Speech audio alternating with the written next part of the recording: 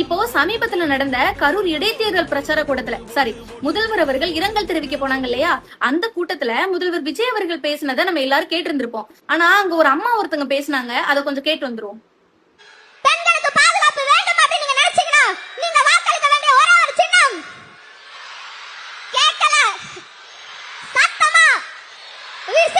பெண்களுக்கு பாதுகாப்பு எந்த மாதிரியான பாதுகாப்பு?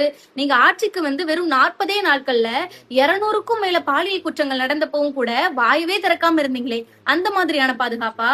அப்படி இல்லனா தாவேகாவை சேர்ந்த ஒரு பெண் நிர்வாகி ஒருத்தங்களுக்கு பாலியல் குற்றம் நடந்தப்போ அதுக்கு அங்க உள்ள சட்டமன்ற உறுப்பினரே உடந்தையா இருந்தப்போ அத சட்டமன்றத்துல எதிர்க்கட்சி தலைவர் அண்ணன் உதயநிதி அவர்கள் கேள்வி கேட்டப்போ வாயவே திறக்காம இப்படி எல்லாம் ஆக்ஷன் பண்ணீங்களே, அந்த மாதிரியான பாதுகாப்பா? அடுத்து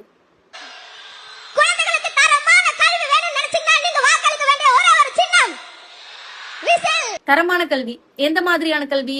இப்போ கரூர்ல முதல்வர் விஜய் அவர்கள் பேசினத ஒரு கவர்மெண்ட் ஸ்கூல்ல லைவ் டெலிகாஸ்ட் பண்ணீங்களே, அந்த மாதிரியான கல்வியா?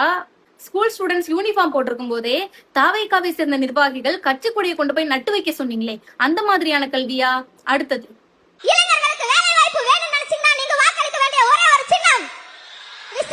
இளைஞர்களுக்கு வேலை வாய்ப்பு எந்த மாதிரியான வேலை வாய்ப்பு? கரூர் ஸ்டாம்பேட்ல இறந்து போன 41 பேர்ல 32 பேர் குடும்பங்களுக்கு அரசு வேலை அறிவிச்சிருக்கீங்களே, இந்த மாதிரியான வேலை வாய்ப்பா? இதெல்லாம் கொஞ்சம் டீடைலா சொன்னீங்கன்னா நல்லா இருக்கும்.